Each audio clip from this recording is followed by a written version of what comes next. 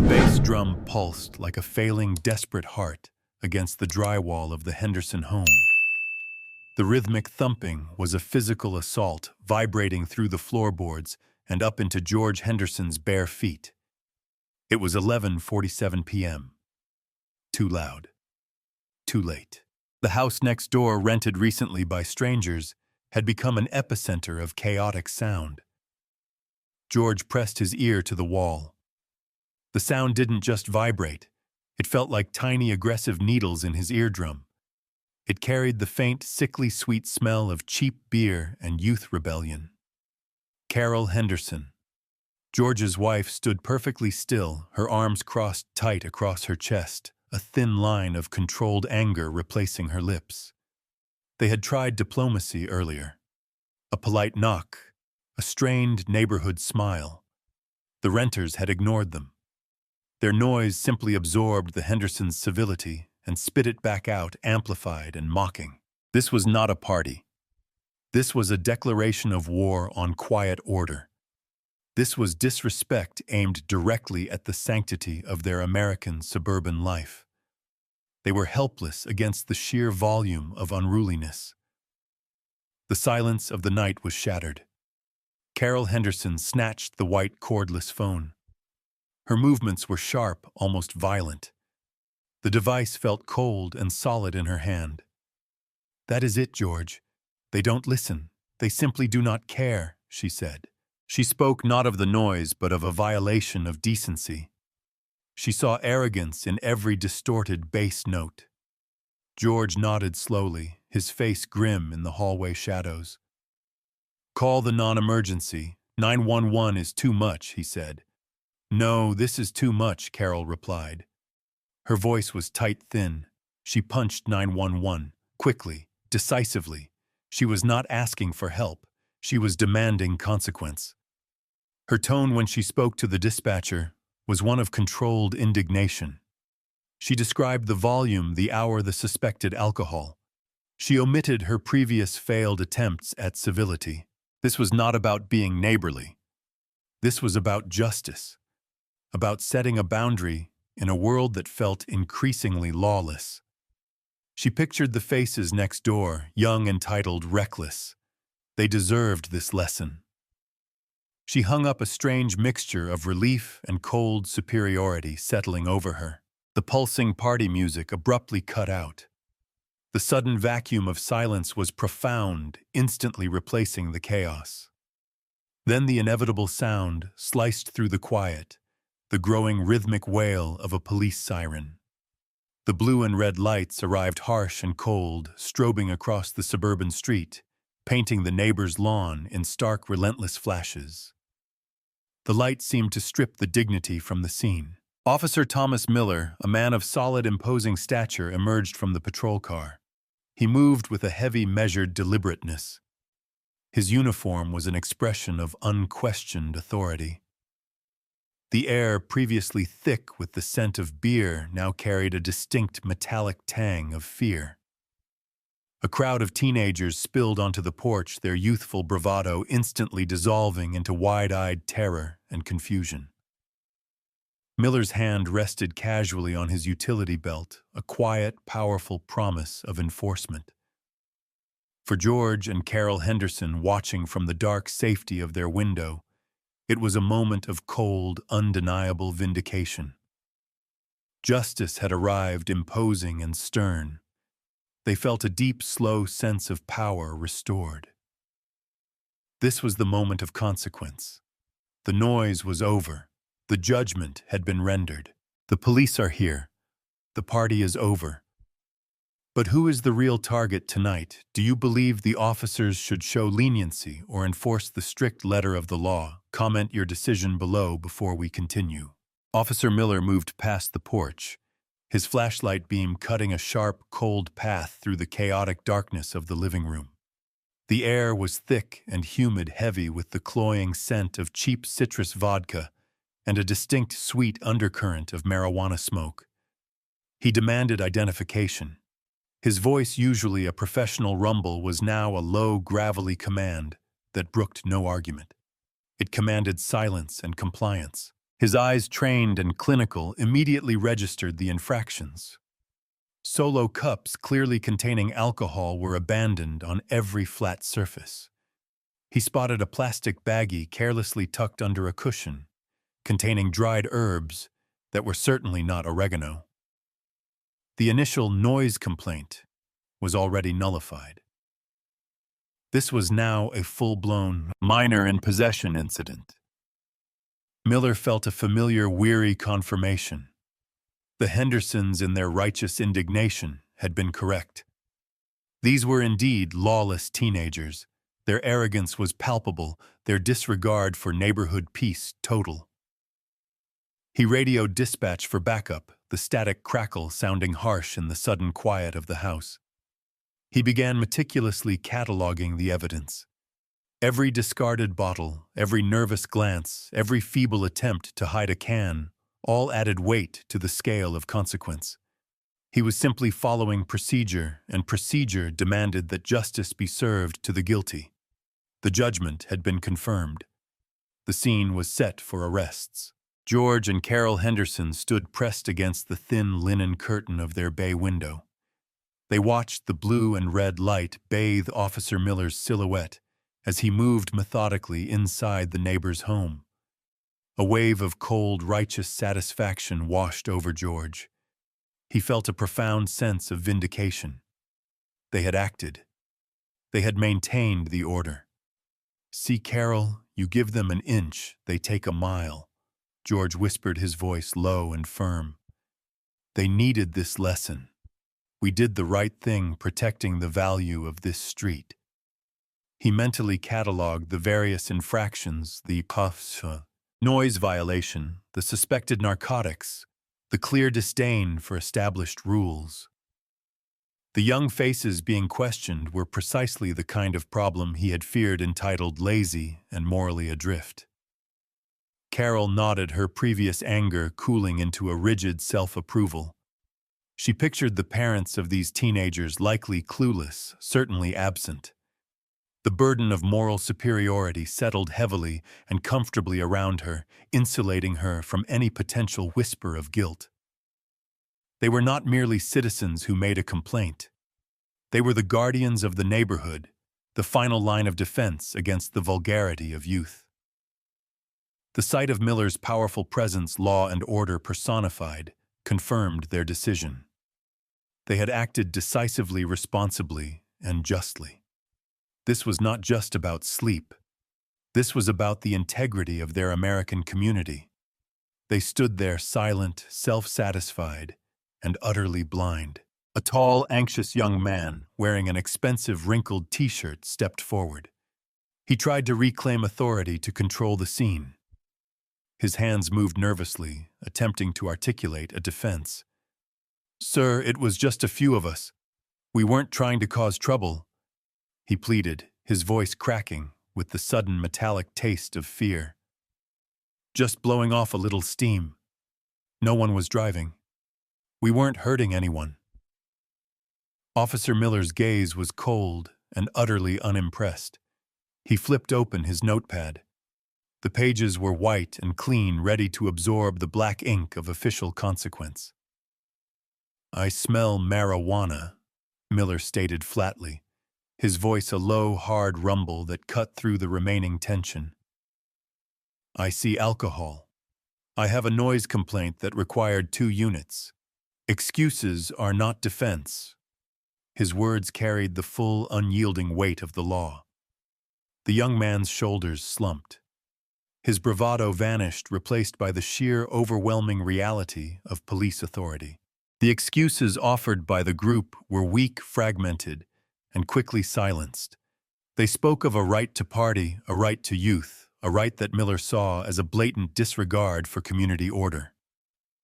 Miller firmly placed his large hand on the anxious young man's shoulder. The contact was solid, a non-negotiable end to the argument. He radioed for a transport van. The scene was set. Justice swift and absolute was about to be served to the obviously guilty. As Officer Miller turned, preparing to radio the final arrest codes, a subtle disturbance drew his eye. A figure detached itself from the murky shadows at the back door of the party house. It moved silently, almost floating, with a desperate, clumsy purpose. It wasn't one of the loud, swaggering teenagers Miller had been questioning. This figure was smaller, draped in an oversized dark hoodie, the head bowed low. The others, the guilty and the innocent, were too focused on Miller's notepad to notice the slow, purposeful movement. The figure reached the edge of the porch, its movement catching the harsh, intermittent sweep of the patrol car lights. The beams illuminated the figure for a fraction of a second. George Henderson, still watching from his own darkened window, felt a sudden agonizing constriction in his chest. His breath hitched a sharp, painful sound lost in the night air. He recognized the shape of the hoodie, the hesitant posture. The figure slowly raised its head. It was Sarah Henderson, their quiet, 15-year-old daughter, the honor student. Her face, usually composed, was pale and utterly vacant, stripped of all color and expression by the fear that gripped her. She looked utterly lost, a lone vessel adrift in a sea of flashing light and chaos. She stood on the edge of the confrontation, a ghost among the living. Sarah bolted. It wasn't a run of panic, but a frantic, desperate rush toward a single point of collision. Her oversized hoodie flapped against her legs. She ran straight into the harsh cone of the patrol car lights, toward the tense knot of teenagers and the imposing figure of Officer Miller. "Stop! Don't touch him!" she screamed. Her voice was thin, shattered glass cutting through the tense silence of the night. Officer Miller, mid-sentence and hand resting on his radio, spun around. He was momentarily frozen, his professional focus violently disrupted by the girl's sudden, chaotic intrusion. He recognized the pale face, the sheer frantic terror in her eyes. This was the daughter of the complainant. The impossible had just occurred. "Miss Henderson, step back. Go home now," Miller commanded, his tone shifting from professional enforcement to raw confusion. But Sarah ignored him. She positioned her small frame directly in front of the young man Miller had been questioning, shielding him from the law. Her breathing was ragged, sucking in the humid air in gasps. George and Carol erupted from their home across the street, scrambling across the lawn. Their voices were frantic, disbelieving sounds lost in the distance. Disbelief was a suffocating pressure in their throats. Their world, built on quiet assumptions, was suddenly tilting dangerously. The entire scene was suspended, waiting for the girl's next desperate act. Sarah's eyes, wide and shimmering with desperate moisture, locked onto Officer Miller's. She ignored the confused murmurs of the arrested teenagers behind her. She ignored her parents' raw, shouted pleas from the lawn. Her focus was singular. "It wasn't him! It wasn't any of them! You've got it all wrong!" she shrieked. Her voice was thin, but carried a feverish, manic conviction. Miller's face was a mask of professional skepticism. He saw a scared kid attempting to fall on a sword for her friends. "Miss Henderson, step aside. We have multiple violations here, and you are obstructing a police investigation," he said. "No, I'm not obstructing," she cried, her body trembling violently. She took a ragged breath, the humid air catching in her throat, and the words that followed were sharp, brutal, and utterly unexpected. "I did it. I organized the party." The statement hung in the air, heavy and impossible. The teenagers exchanged stunned glances. Some shook their heads in bewildered denial. Miller felt a cold surge of professional confusion. He knew the parents who called. He knew the daughter who should be safe in her bedroom. The rational world had just fractured. "That's enough. This is the Thompson residence. You are not a resident here," he said. Sarah's composure broke. Her voice ratcheted up, fueled by a terrifying, desperate energy. "I paid them. I begged them to use their place. They didn't even want the party here. They are completely innocent. I paid them to leave their keys." George Henderson stopped dead 2 feet from the perimeter. The blood drained from his face, leaving him a sickly gray. Carol's hand flew to her mouth, stifling a scream that was pure disbelief and personal violation. Their perfect structure, their correct judgment, their smug satisfaction, it all imploded in the face of their daughter's impossible confession. The self-righteous cloak George wore moments before felt like coarse ash. Their absolute certainty in the guilt of the renters had been shattered by the truth of their own flesh and blood. The irony was a bitter metallic taste in the back of George's throat. Their righteous call for justice had only succeeded in snaring their own child. Officer Miller's face minutes ago, a mask of professional authority, was now a study in hardened suspicion. He saw the confession as a clumsy, calculated maneuver.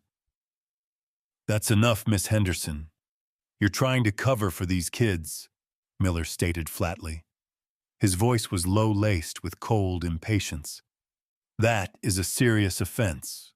Obstruction of justice is a crime." He moved closer, his large shadow falling over Sarah. He focused on the logical inconsistencies. This was the Thompson residence. The daughter of the family who called 911 was claiming responsibility for a party at a neighbor's house. It was absurd. "Go home now," he commanded again, his patience eroding rapidly. "This is not your problem." The teenagers behind her murmured confusion, warring with gratitude. Even they found her confession unbelievable. George Henderson pushed past the perimeter tape, his voice a raw, desperate gasp. "Sarah, stop this! Are you out of your mind? You're going to destroy your future. You are not like these kids." His shout was pure betrayal and fear for his structured life. Carol grabbed George's arm, her face sickly pale. "She's covering for someone, George. She has to be. She's a good girl." They desperately needed this explanation to cling to the illusion of their perfect daughter. Sarah stood her ground, her body trembling, but her eyes burning with a terrifying absolute truth. "I'm not covering. I did this. I paid them. They didn't even want the key." Miller threw up his hands, exasperation finally overriding procedure. He realized arguing logic was useless. He needed context. He needed the why. "All right, fine." Miller conceded, the words heavy with resignation. "If you did it, you need to explain why you would pay strangers to throw a party at their house and risk your entire life. Explain yourself. Now." The cold impatience in Officer Miller's eyes only fueled Sarah's growing desperation. She knew the logic of a simple party confession was flimsy, disposable. She had to burn the bridge. She had to use the real reason. She took a huge, shuddering breath, the air whistling sharply into her lungs. Her body tensed, preparing for the emotional impact of the truth she was about to unleash. "You don't understand," she shrieked, her voice high and thin, cutting through the heavy night air. "It's not about the noise. It's not about the alcohol. That was just the smokescreen." Miller narrowed his eyes. The word smokescreen caught his attention. It wasn't the typical language of a frightened teenager. "A smokescreen for what, Sarah?" Miller asked, his voice low, firm, the professionalism instantly returning. He sensed the conversation had veered into genuinely dangerous territory. Sarah's eyes were frantic, darting toward her parents, who stood paralyzed, 2 statues of judgment on the lawn. She felt a surge of betrayal toward them. Their worry was for their reputation, not her soul. "It's about tomorrow. They're going to ruin me tomorrow," she cried, the words tumbling out, laced with a raw, terrifying honesty. "They fabricated everything. The pictures, the messages, the school documents. They're sending it to the college board, to the principal." She clenched her hands into small, trembling fists. "I thought if I had a huge, stupid public party and got arrested for drugs and drinking, then when the real truth came out, people would just think I was already bad. I thought the lies wouldn't hurt as much if I was already damaged goods. The silence that followed this declaration was absolute devastating. The simple crime of a loud party was instantly obliterated. George Henderson stumbled backward, hitting the porch railing with a dull thud. His smug satisfaction, his moral superiority, it all imploded instantly. He had been judging a cry for help as an act of delinquency. Carol let out a choked, painful sound.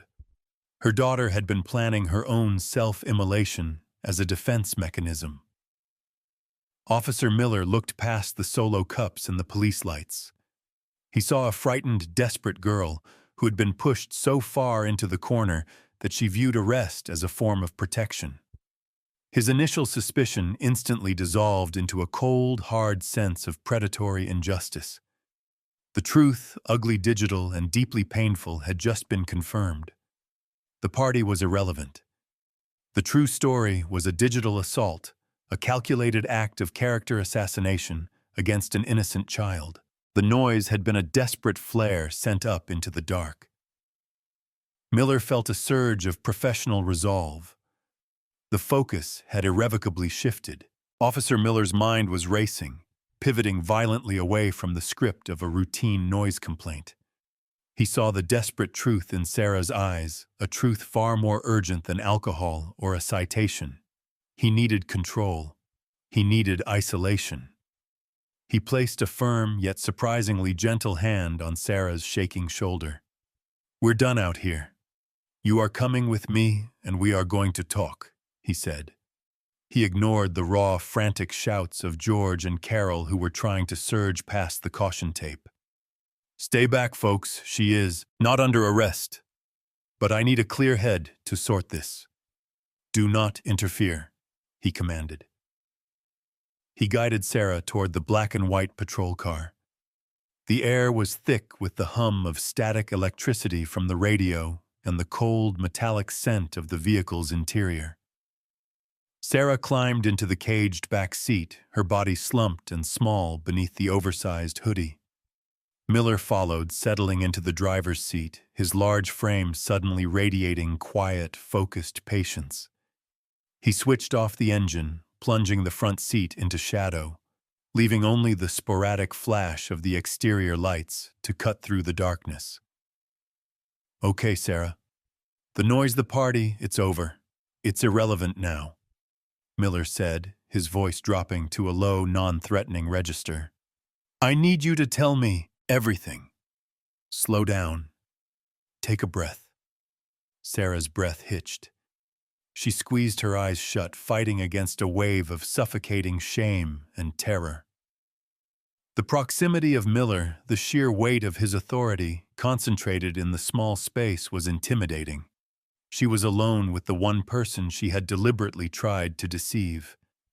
"I can't. They're going to ruin me." She whispered the words, barely audible against the continuous hiss of the police radio. "It won't matter if I tell you." Miller reached into the console, pulling out a sealed bottle of water. "It matters to me, Sarah. You just confessed to a crime you didn't commit to cover up something else. You are safe in this car. Tell me what ruin you're talking about," he insisted. The fluorescent red numbers on the digital clock glowed on the dashboard, marking the slow passage of time as Sarah fought to find the words to unleash the dark digital secret she had carried alone. The silence in the car was heavy, expectant, and pregnant with hidden violence. Outside the patrol car, George and Carol stood on the lawn, the harsh, cyclical glare of the police lights, blinding and unforgiving. Their world, constructed of quiet assumptions and routine, had just been pulled out from beneath their feet. George felt a physical, wrenching nausea. His mind raced, grasping at logic. This had to be a mistake. Peer pressure. A bad influence. Anything but his daughter. His quiet ordered Sarah collapsing in fear in the back seat of a police cruiser. He searched desperately for the easy explanation, the one that preserved the illusion of their perfect family. Carol's shock was rapidly dissolving into raw, self-directed anger. Not at Sarah, but at herself. She clenched her fists so tightly, her nails bit into her palms. "We didn't see it," she whispered hoarsely, the words catching in her throat. How could we not see it? The shame was a suffocating blanket. They had been so consumed by the noise next door, by the superficial violation of their peace, that they had utterly failed to hear the silent, frantic scream for help coming from their own daughter. Their righteous indignation from an hour ago now tasted like corrosive ash in their mouths. George watched Miller sit patiently in the car with Sarah. He watched his daughter's small, shaking silhouette in the back window. The silence from the car was more terrifying than the party's loudest bass drop. It was a silence pregnant with untold grief. He had worried about the integrity of his neighborhood. He had never once worried about the integrity of his daughter's soul. The feeling of moral superiority they had worn so comfortably had been torn away, exposing a gaping, ugly wound of parental neglect. They felt betrayed not by Sarah, but by the very sense of order they had desperately tried to maintain. Their rigid structure had blinded them. Carol finally broke her body, shuddering as a wave of agonizing guilt overcame her. She collapsed against George, her sobs choked and desperate. They were the ones who called the police, seeking to punish delinquency. They had only succeeded in illuminating their own profound failure to protect their child from a deeper, more venomous kind of chaos. Their initial judgment had become their bitterest torment. Inside the patrol car, the quiet pressure from Officer Miller finally achieved its effect. Sarah had reached the bottom. She lowered the bottle of water, her hands trembling violently. "It wasn't a party, officer," she whispered, her voice fragile, barely audible above the constant hiss of the radio. "It was a desperate distraction." She looked at Miller, her eyes glazed with residual terror. She began to speak the words, coming out in painful, halting bursts, heavy with shame. The issue was not alcohol. The issue was not her friends. The issue was relentless, calculated cyberbullying by 3 students from the senior class students she trusted. They had spent months fabricating a massive, convincing digital lie. They used deepfake software and doctored screenshots to make her look like a drug dealer and an academic cheat. "They have everything ready," she choked out, fighting a tide of tears. "Pictures, fake text messages, emails to the principal. They're sending it all to the summer program director tomorrow morning at 9. She buried her face in her hands, her shoulders shaking. "It will ruin my scholarship. It will ruin my college applications. It will ruin everything my parents worked for." Miller listened, his jaw locked tight. He felt a deep, slow burn of professional indignation. This was not petty teenage drama. This was premeditated emotional battery carried out through a digital medium. "I thought, if the police arrested me tonight," Sarah continued, her voice muffled, "they would think the lies were true anyway. They'd think I was already bad. The real damage would just blend in. I wouldn't have to face the shame." The truth was a heavy, horrifying confession. Sarah, the honor student, had planned her own public humiliation, her own self-destruction as a perverse defense mechanism.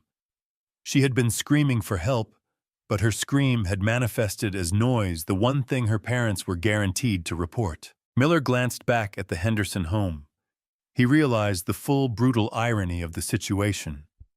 While George and Carol were preoccupied with the superficial violation of their peace, their daughter was quietly preparing for the destruction of her future, all to save her sanity.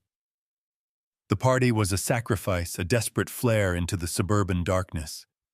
He knew instantly this was a full-scale criminal investigation, and they were running out of time. Officer Miller sat for a long moment, the silence broken only by the scratchy hiss of the police radio and the ragged sound of Sarah's breathing.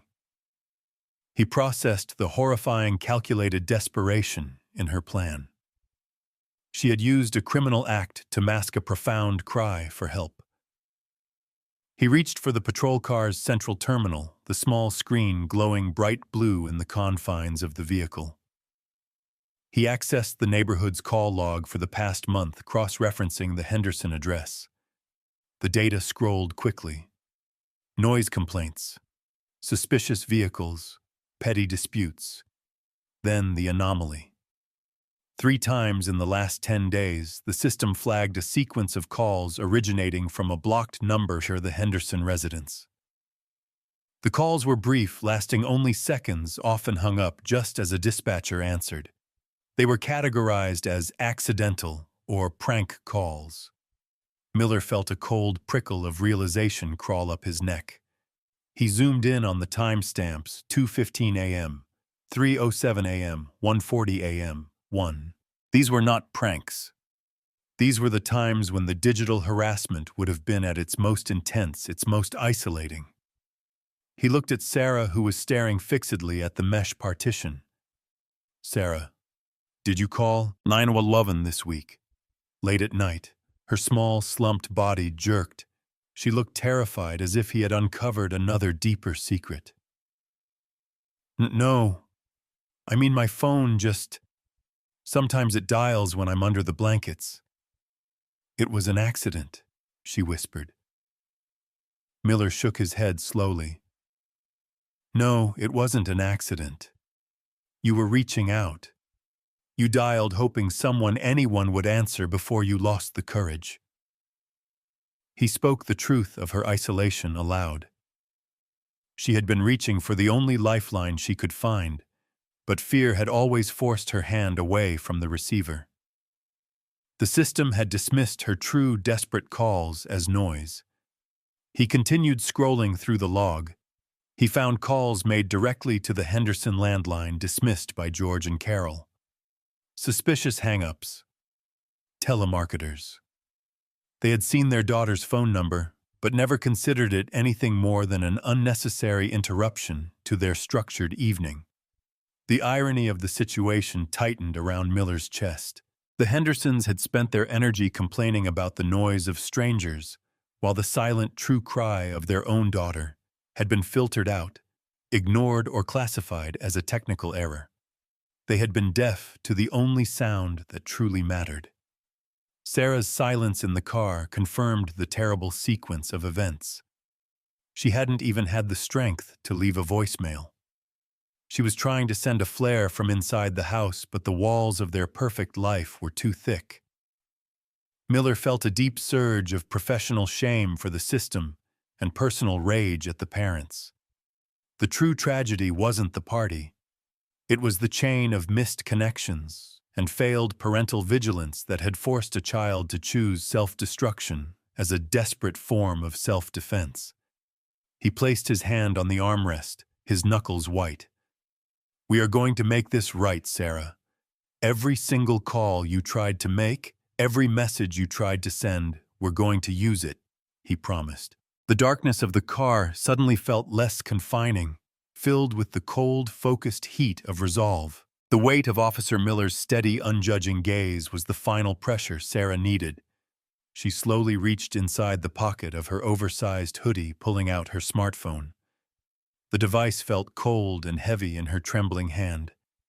It was the repository of her destruction. "It's all in here," she whispered, her voice a fragile admission of defeat. "The proof, the reason." She unlocked the screen, the sudden white glare of the digital display illuminating the fear and exhaustion etched on her face. She navigated through a labyrinth of applications, each tap a painful step back into the chaos. Miller took the phone, handling the device with unexpected care. He had dealt with weapons, drugs, and drunk drivers. He had never held a device that felt so profoundly toxic, yet so incredibly vulnerable. He began scrolling. The content was immediate, devastating, and calculatedly vicious. The initial display was a group chat titled SH, Downfall, showing weeks of relentless orchestrated planning. The messages were cold, casual, and utterly devoid of empathy. They spoke of the payload release scheduled for the morning. They discussed methods of maximum humiliation. Miller felt a deep, cold fury rising in his chest. This was not the idle meanness of teenagers. This was premeditated emotional violence carried out with the detached precision of corporate espionage. He saw the fabricated evidence. Doctored photos, digitally altered to place Sarah at parties she never attended, holding substances she never touched. He saw fake emails meticulously crafted to mimic her address, confessing to cheating on exams and siphoning funds from a school charity drive. The lies were plausible, precise, and poisonously effective. They targeted every pillar of Sarah's identity: her academic integrity, her trustworthiness, her family's reputation. This wasn't just bullying. This was a digital character execution. Miller zoomed in on a screenshot of a draft email addressed to the Dean of Admissions for her prestigious summer program.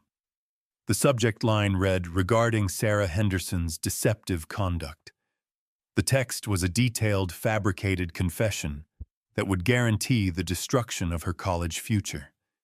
He felt a physical jolt. This was not a disciplinary matter for a school principal. This was felony-level harassment and identity fraud. The stakes were immeasurably high, and the deadline tomorrow morning at 9 was immediate. Miller's gaze hardened, his professional distance dissolving into raw, righteous indignation. He realized the terrifying simplicity of Sarah's desperate plan. By creating a loud, messy, physical crime, she hoped to muddy the waters so thoroughly that the more severe digital attack would lose its shock value. She had been preparing for the world to believe the lesser lie, to avoid the greater, more paralyzing truth. He looked at Sarah, who was watching him with wide, tear-filled eyes seeking judgment. Miller saw only the victim of a brutal, unseen attack. He put the phone down gently on the console, his fingers brushing the cold glass. "This is not about a party, Sarah. This is a crime. A serious, calculated crime," he stated. His voice was steady, the authority now fully directed outwards towards the unseen predators. He reached for his official department camera and began photographing the evidence on the phone's screen, meticulously documenting every image, every threat, every moment of the digital assault. The true crime scene was not the messy house next door. It was inside this phone. Miller knew this case required immediate heavy intervention. The simple citation book felt absurdly trivial in his hand. He was no longer a peace officer dealing with noise. He was an investigator chasing digital shadows who were attempting to destroy a human soul. Officer Miller emerged from the patrol car, the blue and red flashing lights momentarily highlighting the grim set of his jaw. He walked slowly towards George and Carol, who stood huddled together, two pillars of crumbled arrogance. He didn't speak in the language of citations or ordinances. He spoke in the cold, hard language of truth and failure. "Your daughter is not a delinquent. She is a victim of a high-level, premeditated digital crime." Miller stated, his voice low but cutting. "She planned this party, this supposed public destruction, as a desperate, terrified attempt to make the digital lies about her look plausible." He paused, letting the words settle like toxic dust over them. "She thought if she was already bad, the real damage wouldn't hurt as much." The shame hit George Henderson with the force of a physical blow. The air left his lungs in a wheezing gasp. He had been so obsessed with order and quiet that he had failed to notice the silent, profound violence being inflicted on his own child. His self-righteousness, his earlier pride, it all imploded, leaving a gaping, agonizing void. Carol let out a sound that was not a scream, but a raw animal cry of pure, unadulterated grief. She collapsed against George, her body shaking, not with fear, but with agonizing, self-directed anger. "We didn't see her?" Carol choked out the words muffled against George's shoulder. "We were too busy listening for the bass." George held her, but felt no warmth, only the chilling reality of his profound failure. He realized the terrifying depths of Sarah's isolation. His perfect, quiet life had been built on blindness and neglect. He finally wept. The tears were hot and unexpected, tasting of salt and bitter remorse. They flowed not for the lost scholarship or the ruined reputation, but for the lost connection, for the daughter who was so terrified she found solace in self-destruction. The cold suburban street witnessed the parents' shattering moment of reckoning. Their quiet certainty had been brutally replaced by the loud, agonizing sound of parental guilt. They had been the ones who called the law, and the law had returned to indict them for the greatest crime of all, failing to hear their child.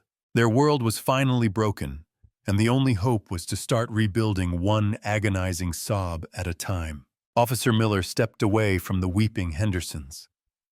The initial crime scene, the messy party house, was dead. It held no interest for him. His focus was entirely on the cold, hard, digital evidence sitting on the patrol car's console. He pulled out his radio, his voice sharp and uncompromising. He requested a secure line to his captain, bypassing standard procedure. The captain, roused from sleep, listened to Miller's terse, focused report, a report that contained no mention of alcohol, only felony-level harassment. "Captain, this is no longer a noise complaint. It's premeditated digital assault. We have a strict deadline tomorrow morning, 900. Miller detailed the cyberbullying, the fabricated evidence, and the target, Sarah Henderson. He requested immediate access to the cybercrime unit and a full warrant to preserve the digital data from the suspected perpetrators who were easily identifiable through the seized phone. He felt a deep surge of professional resolve. His first judgment, that of a chaotic delinquent party, had been wrong. Now his only goal was to correct that mistake with overwhelming force. He was no longer dealing with simple ordinance violations. He was fighting unseen predators. Miller formally canceled the transport van he had requested earlier. He cleared the remaining teenagers, warning them sternly, his gaze sweeping over their relieved faces. "The party is over. Go home. You were victims of a desperate attempt at distraction." He saved the young man he was about to arrest, validating Sarah's desperate claim of their innocence. He then contacted the school's resource officer, demanding a meeting before dawn. He established a legal blockade ensuring the fabricated documents could not be electronically distributed the next morning. The shift was complete. The police resources originally mobilized to stop a noise violation were now unleashed to fight a vicious digital threat against a vulnerable child. Miller felt the cold, focused heat of true investigative purpose. The sense of predatory injustice fueled his every calculated move. The thin blue line was now protecting the true victim. The shame that had crippled George and Carol was swiftly converted into a fierce, uncompromising drive for action. Their earlier grief had been for their own failure. This drive was purely for their daughter's salvation. They stood outside the patrol car, no longer hysterical but coldly resolved. Officer Miller had provided the direction. They provided the overwhelming force. "What do we need?" George asked, his voice steady for the first time since the confession. "Lawyers, cyber forensics, anything."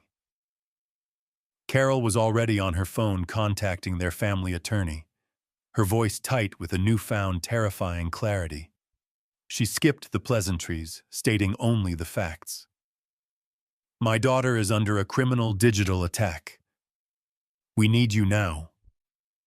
They pulled Sarah out of school, not in shame but in protection. The school structure, which had failed to shield her from the abuse, was now deemed irrelevant. They installed new stringent security on every device in their home. They hired a youth psychologist specializing in trauma and cyberbullying, the best available no matter the cost. The legal and emotional expenses were irrelevant. They were merely the price of their atonement. The Hendersons' initial rigid order was broken, replaced by necessary chaos. Their house, once pristine and quiet, was now a functional war room. But the most significant change was internal. They sat with Sarah for hours, forcing themselves to listen to every agonizing detail of her months-long ordeal. They asked questions, not with judgment, but with painful, agonizing curiosity. They asked about her fear, her isolation, her reasons for choosing self-destruction. George took particular charge of coordinating with Officer Miller, his previous self-importance replaced by humility and cooperation. He drove the criminal charges forward against the perpetrators, seeing his past vigilance against noise as a pathetic shadow of the true vigilance required to protect his child. Carol meticulously organized the psychological support, recognizing that the external fight against the bullies was secondary to the internal fight to heal Sarah's sense of self-worth. Their campaign was fueled by the acidic taste of guilt, a guilt that demanded relentless, overwhelming action. They were not just recovering their daughter. They were recovering their role as parents. The fight was no longer against the noise of a party, but against the silent, venomous power of digital cruelty. Their life was irrevocably altered, but for the first time it felt right. Officer Miller's intervention was no longer a matter of duty. It was a matter of fierce personal conviction. He realized his initial judgment, dismissing the scene as simple delinquency, had been a failure of empathy. His correction had to be profound. He spent the hours immediately following the confession, working the case with unrelenting focus. He bypassed layers of bureaucracy using his accrued professional respect to pull favors. He secured the necessary court orders to preserve the crucial digital evidence before dawn. He was driving the case forward, ensuring the digital lifeline would not be severed. He didn't just file a report. He became Sarah's unlikely champion. He spent his off-duty hours reviewing the hundreds of fabricated messages, meticulously documenting the perpetrator's tactics. He saw the cold, calculated cruelty, and it fueled a deep, simmering rage against the unseen aggressors. Miller understood that traditional policing methods were too slow for this digital crisis. He personally coordinated the legal blockade, ensuring the damaging emails would never reach the college board or the principal's inbox. This was an act of prevention, of saving a future before it was destroyed. He went above and beyond the manual.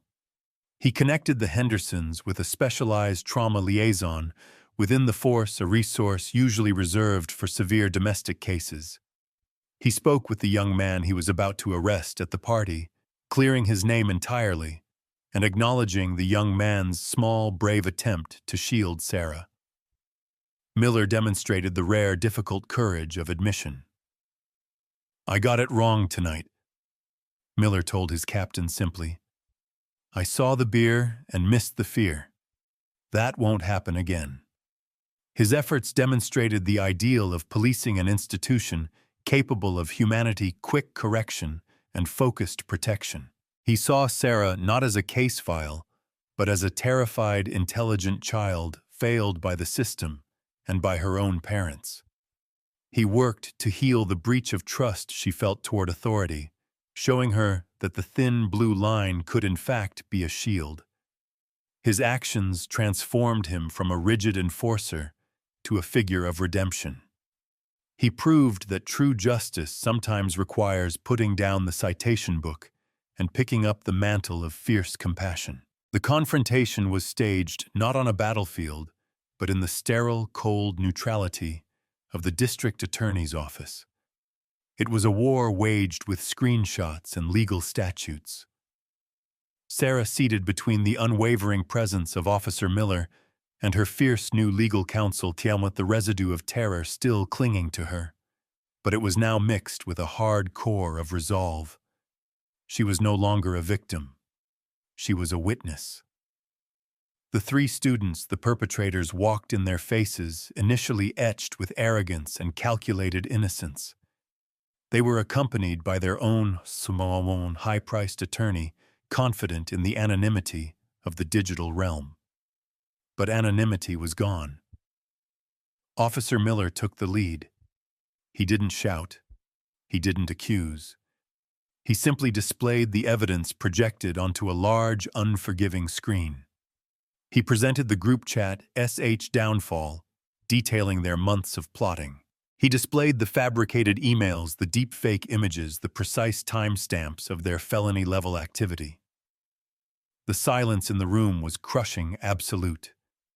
The perpetrator's arrogance shattered.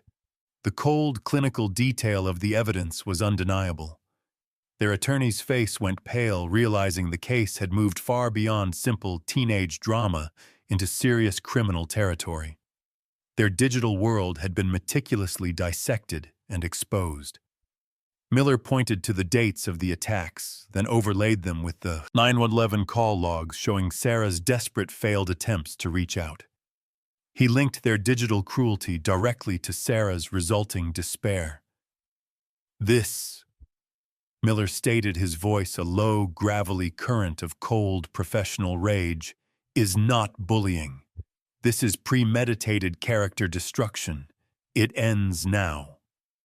The sight of their own cruelty, made tangible, projected for the world to see, broke them. The one who seemed the most confident first averted his eyes, then broke into ragged, choked sobs of denial. The room smelled of stale coffee and sudden, devastating defeat. Sarah watched them fall apart, feeling not triumph, but a quiet, deep emptiness. The power they had stolen from her was being forcibly returned. The confrontation was an act of justice made visible, proving that digital shadows cannot hide true violence forever. The legal victory against the perpetrators provided closure, but true healing demanded something deeper than conviction. It required absolution. Sarah, guided by her therapist, made a deliberate choice. She requested a quiet, private meeting with the young man Officer Miller was about to arrest, the party organizer. The meeting took place in a neutral space, the air thick with unspoken tension. The young man was humbled, ashamed by the near disaster he had unwittingly caused. He stammered out an apology for the noise, for the chaos, for everything. Sarah looked at him, recognizing his fear that night. "You could have turned me in for the party," she said, her voice soft but steady. "You knew I paid you. You could have saved yourself completely. You didn't." She offered him a moment of grace. She forgave the superficial crime, recognizing he was merely a bystander caught in the wake of her own desperation. This act of unconditional forgiveness was the first step in reclaiming her own power. The harder forgiveness was reserved for her parents. It wasn't granted with loud words or dramatic gestures, but through small, agonizing concessions. She didn't forgive their past blindness. She forgave the potential for their future failure. One evening, Carol entered Sarah's room not with questions, but with a quiet admission. "We failed to hear you, baby. We were too busy listening for the bass drum. We are sorry," Carol said. Sarah looked at her mother. She saw the raw, agonizing guilt in Carol's eyes, the profound humility. "I know, Mom," Sarah replied. "But you're listening now. That's what matters." The forgiveness she offered was not a blanket pardon for past neglect, but an agreement to move forward.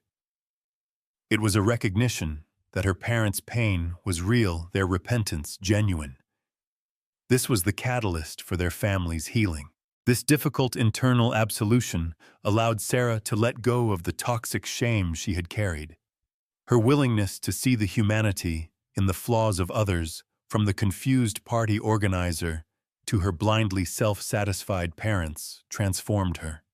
It proved she was stronger than the digital monsters who tried to destroy her. The quiet act of forgiveness wasn't just for them. It was the final necessary act of self-rescue, turning her trauma into a path toward profound, lasting strength. The bitterness began to recede, replaced by the slow, warm current of hope. The quiet of the Henderson home returned, but it was a fundamentally different quiet. It was no longer the silence of comfortable distance and unspoken judgment. It was the fragile quiet of shared vulnerability. The kitchen table, once reserved for quick meals and schedule planning, became the new epicenter of their lives. The family did not resume their old routines. They learned new, agonizing ones. They learned to sit and simply talk. George and Carol, stripped of their rigid expectations, now approached Sarah not as the perfect honor student, but as a recovering warrior. They asked open-ended questions, and when Sarah answered, they fought the urge to interrupt, to fix, or to judge. They simply listened. George discovered that his daughter loved the metallic scent of old books and was quietly terrified of public speaking. Carol learned that the songs Sarah listened to were not meaningless noise but emotional anchors holding her steady in the storm. These were small, profound discoveries that had been buried under years of superficiality. The healing was measured in small, incremental victories. A shared laugh over a bad movie. A late-night conversation in the kitchen about college that didn't dissolve into academic pressure. A shared walk where the silence between them was comfortable and whole rather than tense and empty. The deepest, hardest work was on communication. They made a solemn, unwritten pact that no subject was too difficult, too shameful, or too small to discuss.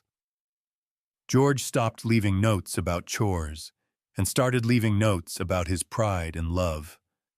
Carol stopped predicting Sarah's college future and started asking about her dreams. The emotional walls that had been so thick, so high, had been torn down by the sheer force of Sarah's desperation. Now the family was painfully, meticulously rebuilding a new structure, one built on vulnerability, transparency, and fierce protective love. Their life was messy now. It was loud with feeling. It was imperfect. But for the first time since Sarah was a small child, the Henderson family was truly connected. The trauma had forced them to see the truth. Listening was not passive. It was the fiercest form of protection. Their quiet American life was gone, replaced by a noisy, vibrant, and ultimately healthy family life. The immediate chaos of that night settled, but the shockwave of Sarah's confession continued to propagate, fundamentally altering the landscape of the community.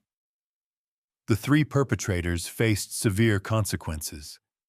The evidence, meticulous and irrefutable, led to academic expulsions and eventual criminal charges for felony harassment and digital fraud.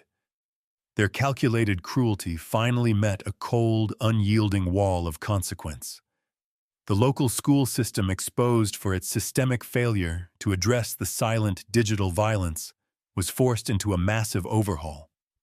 The incident became the catalyst for the implementation of the SARA Protocol, a mandatory comprehensive training program for students and staff on recognizing and reporting severe cyberbullying. It focused on the signs of silent despair, not just outward conflict. This new protocol wasn't merely local. It quickly became a regional model studied by other school districts desperate to prevent their own digital catastrophes. Officer Thomas Miller's career was also irrevocably changed. His initial lapse in judgment was acknowledged, but his fierce, quick pivot to protect the victim was publicly lauded. He received the Departmental Medal of Valor for his exceptional service, not for an act of physical bravery, but for an act of profound, quick-thinking humanity. His redemption arc was complete. He proved that true policing requires the courage to admit error and the dedication to pursue a just correction. Miller's experience transformed his work. He became the force's lead liaison for youth cybercrime training other officers on the critical skill of listening for the silence beneath the obvious conflict. He saw the patrol car not just as a vehicle of enforcement, but as a mobile sanctuary for those trapped in chaos. The quiet suburb was no longer defined by the noise of one party, but by the loud, insistent demand for accountability it had inspired. The focus had shifted from punishing the obvious to healing the unseen.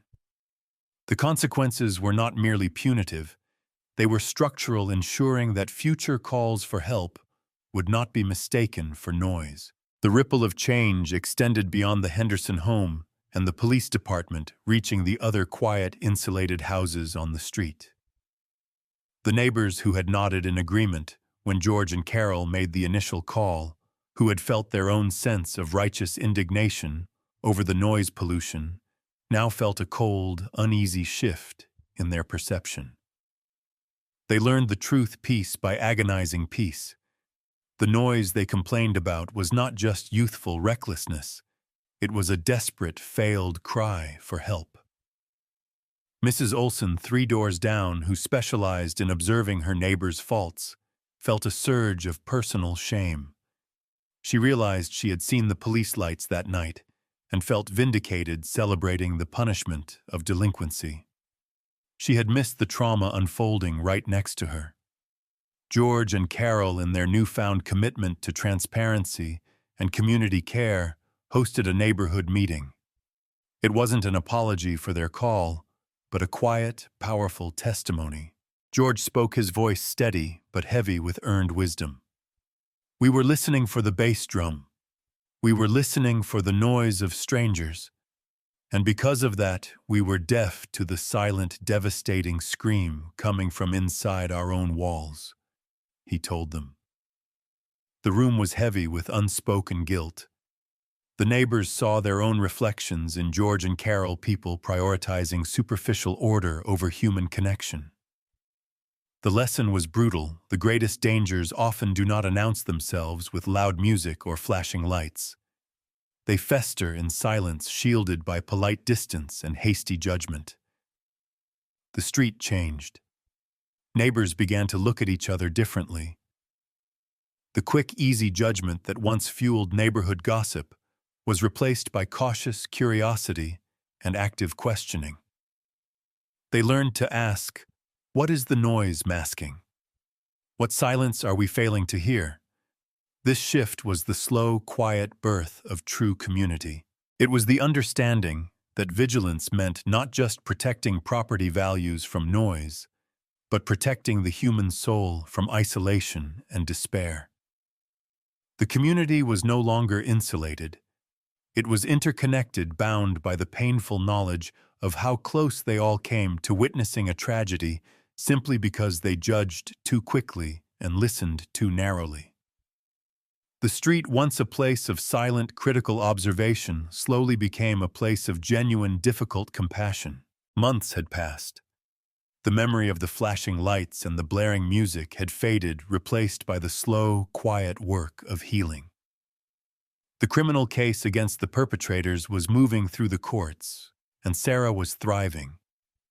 Her focus restored and her spirit newly fortified by the protective love of her family. Officer Thomas Miller sat in his patrol car on a routine evening beat. He was monitoring traffic, the cold static of the police radio his only companion. His life had resumed its rhythm, but it was a rhythm informed by the profound lessons of that single chaotic night. He often thought of Sarah. His phone buzzed, not the official police line, but his secure personal cell. The screen displayed a number he didn't immediately recognize, but he answered anyway. "Miller," he stated simply, his voice professional. There was a moment of silence on the other end. Then a small, clear voice spoke. "Officer Miller, it's Sarah. Sarah Henderson," she said. Miller straightened in his seat. The unexpectedness of the call hit him with a warm, quiet shock. Sarah. It's good to hear from you. How are you doing? I'm great, officer. I'm at the summer program. I wanted to call you from here. I got the full scholarship, you know, she replied. Her voice was steady and fused with a new earned confidence. I heard. I knew you would. Miller replied, a genuine, rare smile touching his lips. He felt a quiet surge of pride that was unrelated to arrests or citations. The conversation wasn't rushed. Sarah spoke of her classes, the metallic scent of the laboratories. She loved the quiet pride of doing well. She then steered the conversation to the true reason for the call. I called because I finally understand what you did that night, she said. Everyone else, including my own parents, was listening for the noise. You were the only one who listened for the silence underneath. Miller looked out at the street. The lights were normal. The houses were quiet. That's my job, Sarah. Sometimes the biggest threats don't wear a mask. They just hide behind a lot of noise. A new voice entered the line, warm and strong. Officer Miller, this is George Henderson. My wife Carol is here too, George said. George's voice was heavy with humility and gratitude. We wanted to say thank you, not for stopping the party, but for stopping us, for forcing us to see the truth. You saved more than Sarah's future. You saved our family. Carol's voice, now clearer and stronger than it had been months ago, added, We finally learned that listening is not passive. It's the fiercest form of protection. Miller felt a deep, quiet current of satisfaction. This wasn't a medal or a promotion. It was a true, tangible affirmation that his difficult choice that night to trust a terrified girl over the obvious facts had been right. You saved yourselves, Miller said, his voice soft. You were brave enough to face the truth once I pointed the light. The call ended with a promise to stay safe. Miller hung up the silence of the patrol car, now feeling rich and whole. The static remained, but the static was no longer the sound of a chaotic world. It was the background hum of a system that occasionally, for one family, had worked exactly as it should. The true victory was the sound of a quiet, healing conversation, replacing the noise of judgment and fear. The story of Sarah Henderson. The noise complaint and the dark confession did not fade into a forgotten police report. It became a parable. It was a story that echoed the profound truth: justice is often found not in the loud, but in the quiet. The system, the community, and the parents were all focused on the obvious crime, the blaring music, the visible chaos, and nearly missed the silent, calculating violence that was truly at work. Sarah's desperate decision to use a loud physical crisis as a smokescreen forced everyone to confront their own assumptions. It forced Officer Miller to admit error. It forced George and Carol to face their negligence. It forced the neighbors to question their easy judgment. The single shattering confession in the shadow of the patrol car saved more than Sarah's academic future. It saved her from a profound, self-inflicted despair. It saved her parents from a lifetime of unearned regret. It saved the police officer from a mistake of profound professional blindness. The chaos that night did not ultimately destroy the community. It reforged it. The new silence that settled over the neighborhood was no longer the silence of comfortable distance, but the silence of active listening. The community learned that vigilance means looking past the surface, understanding that the biggest storms often brew in the quietest rooms. Sarah's bravery, her terrifying decision to confess to a lesser crime to expose a greater one, unlocked a wave of change. It proved that healing starts with truth, and that true protection requires empathy more than enforcement. The ultimate triumph was the restored connection of the Henderson family. Stripped of their rigid expectations, they found a love that was vulnerable, messy, and infinitely stronger. They learned that listening is not passive. It is the fiercest, most protective form of parenting. Officer Miller's actions demonstrated that institutions can correct themselves, that the badge can be worn not just with authority, but with deep, compassionate humanity. He became the living proof that to serve and protect sometimes means stopping the arrest and starting the conversation. The story serves as a stark cinematic warning. In a digital world, the most calculated cruelty is often silent, hidden behind screens. And in a society obsessed with order, the most desperate cries for help can be mistaken for mere noise. The transformation was complete. The quiet suburban street became a shining example that community is not built on shared quiet, but on shared vulnerability and unwavering commitment to listen. The party was over, but the legacy of empathy had just begun. A single act of desperation turned into a brave confession, healed a family, and changed a community's heart. The noise is gone.